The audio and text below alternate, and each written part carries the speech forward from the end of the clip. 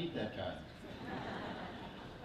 I am profoundly grateful to be here with you because my years at this institution were filled with intensity, enthusiasm, and many of the shared experiences that you've described so aptly. My class in 1966, however, was deprived of the dynamism and balance evidenced in coeducation. We had a school insignia, a symbol. It was a bulldog. On the other side of the wall, the Dwight School, there was an insignia, a peace dove.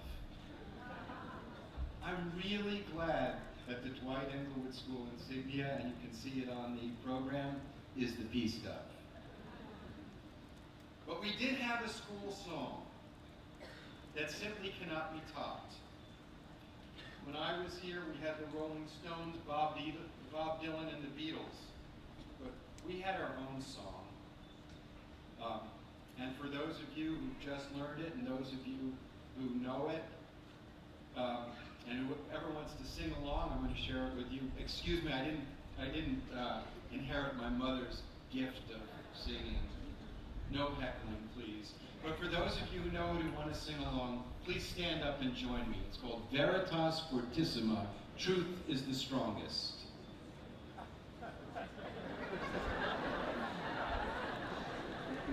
Ready? Veritas Fortissima, graven on our shields, borne aloft on banner blue, all to truth shall yield. On the palisade so firmly founded, looking westward across the vale, hail Englewood, we pledge to be our faith now and ever. May white and blue prevail. May white and blue prevail.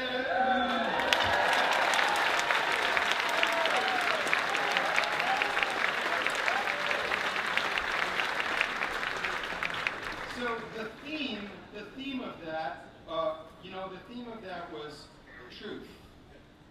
And a few years later, those of us at that class, we had a hero who sang about it, and we just heard, the song Imagine. But he had another song John Lennon wrote called Give Me Some Truth. And I'll give you the words to that song because it really resonated with my class. I've had enough of reading things by neurotic, psychotic, pig-headed politicians. All I want is the truth. Just give me some truth. I've had enough of watching scenes of schizophrenic, egocentric, paranoia, prima donnas.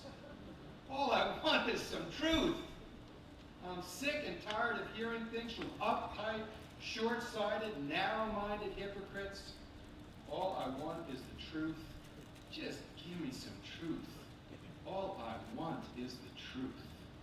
Just give me some truth. Yes, we believed we deserve to be told the truth. And we had heroes. And you deserve heroes. And you deserve truth. Where are our Gandhis, Martin Luther Kings, John Kennedys, John Lennons today? Sure, we can remember Jesus, Krishna, Muhammad, Buddha. But who's alive to help us today? For you, in terms of heroes, class of 2016, it's a thin soup for some very challenging times. What are you getting? The Kardashians as role models? And comedians for the news? You will have to find strength, clarity, and truth within yourselves. You will have to use the analytic skills you've learned at Dwight-Englewood to spend time to find genuine answers, not wasted replaying preconceived notions. You will have to be strong, and you will have to be true. Here is a truth.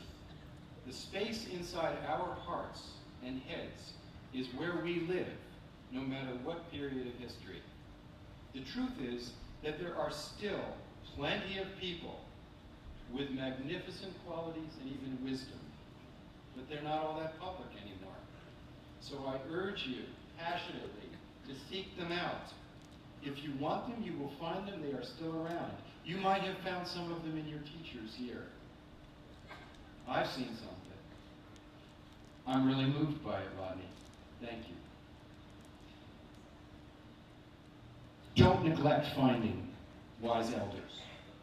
When I graduated high school, our concerns largely circled around acting out amazingly stupid expressions of unbounded, ignorant fearlessness, along with deep personal concerns about height, coolness, our place in the world, and regrettably, pimples.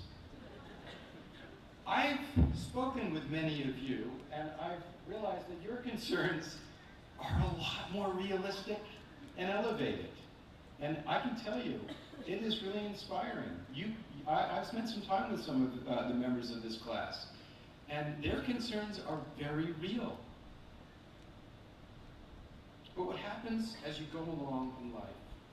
You jump into the stream, and a process called growing up takes place. And anyone who tells you that you create the world that you're going to live in is not telling the truth. But you can determine how you will respond to the world, and thus determine who you will be. This all turns on the two most important words that you possess: yes and no. There's a traditional story about an elder who asks a young grandson a question. There are two dogs in the backyard. One is violent and dangerous. The other is gentle and devoted. One can harm, the other can heal. Which one wins? The young man pondered and answered correctly: the one we feed. We all have so many qualities: haste and patience, selfishness and compassion, love and hate. And whichever one we feed wins. Imagine with me, if you will, tomorrow, treat everyone without regard for their well-being. Just imagine this. Act with total selfishness, self-centered arrogance, care little for anyone else's feelings. At the end of the day, picture how you feel in bed with your head resting quietly on the pillow. Now imagine the next day. Imagine you treat everyone with the same respect that you deserve, caring for their well-being as your own, treating them, as it were, as part of your family, trying to express as much love and justice as you can. Now, imagine how you feel when you put your head on the pillow. The same qualities we bring into the world outside, the same qualities we bring to our relations with others, these become the same qualities upon which we lay our own heads and hearts.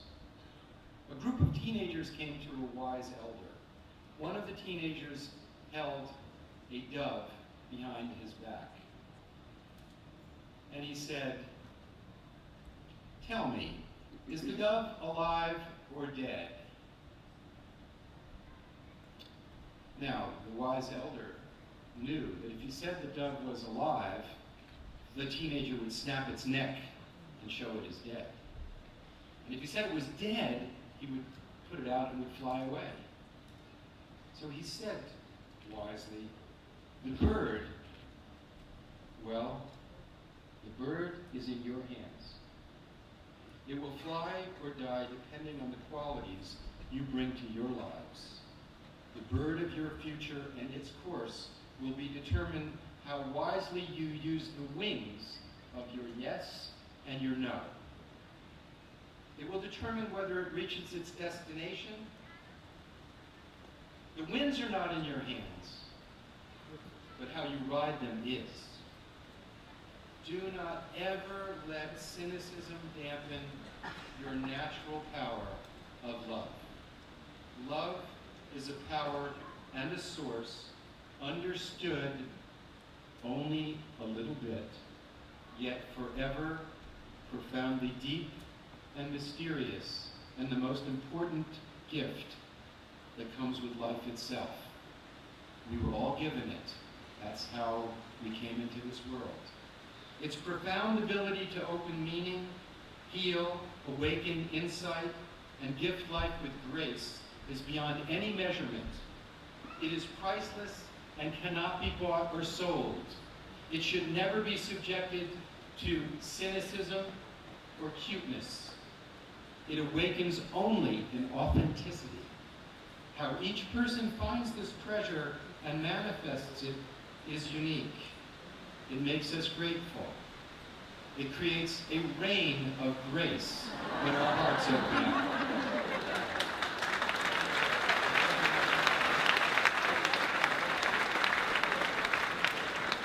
There are some questions we need to ask ourselves regularly.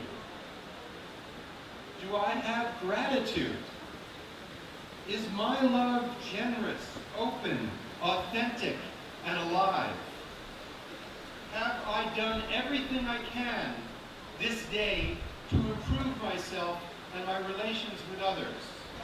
Have I used my talents to honor the Creator of the planet and all its inhabitants? Whether we effectively address these questions within ourselves will determine the flight of our lives. And there are also questions that we should be asking our political leaders, because what they do matters. Whether we effectively address crushing poverty in a world where over 1 billion people are living on less than $2 a day, where over 21,000 people die each day from starvation and preventable diseases, mostly children. Whether we protect the global commons, the climate, the rainforests, the living systems upon which all life depends. These issues are existential. It is, I think, unrealistic to think we can continue to have 16,000 swords of Damocles hanging over our heads, nuclear weapons far more powerful than those in Hiroshima, and not see them used by accident, madness, or design. I think it's clearly immoral to spend $1.7 trillion a year on armaments when a mere 7% of that would eliminate poverty in the world. I think it's unreasonable to be asking developing countries to forsake short-term economic opportunity for long-term environmental responsibility, while continuing actually to threaten them with nuclear annihilation.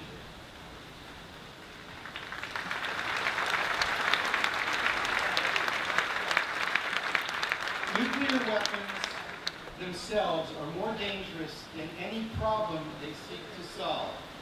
Ronald Reagan had it right. He said, a nuclear war cannot be won and thus must never be fought. Richard Nixon had it right when he brought into force the Nuclear Non-Proliferation Treaty, which contains within it not only a promise to stop proliferation, which has given us 182 countries without nuclear weapons, but also a legal promise to negotiate their elimination. Richard Nixon brought that treaty into force. It's not an issue of Republican-Democrat. It's an issue of yes, no, smart, dumb, right, wrong.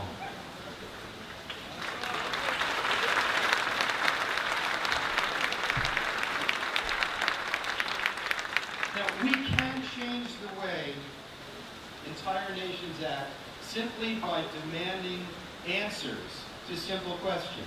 And you have a right to ask questions.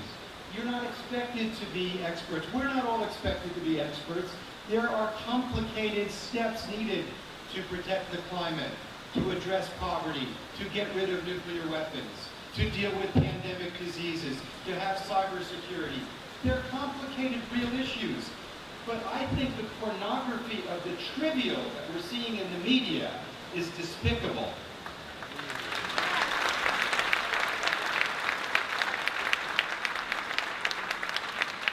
So I want to ask particularly the class of 2016 who are more adept at social networking using the internet.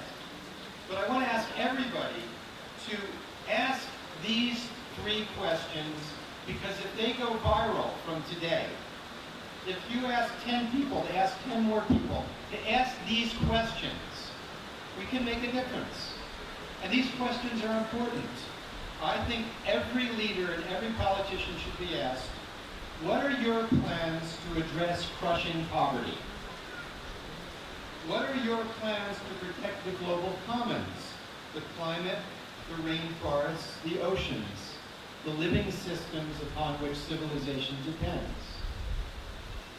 What are your plans to eliminate nuclear weapons? Now, I have met many of this year's graduating class. You have learned at Dwight-Englewood to ask hard questions, and you will keep digging, and you will find true answers. May the winds of goodness bring your lives upward and make your journeys easy.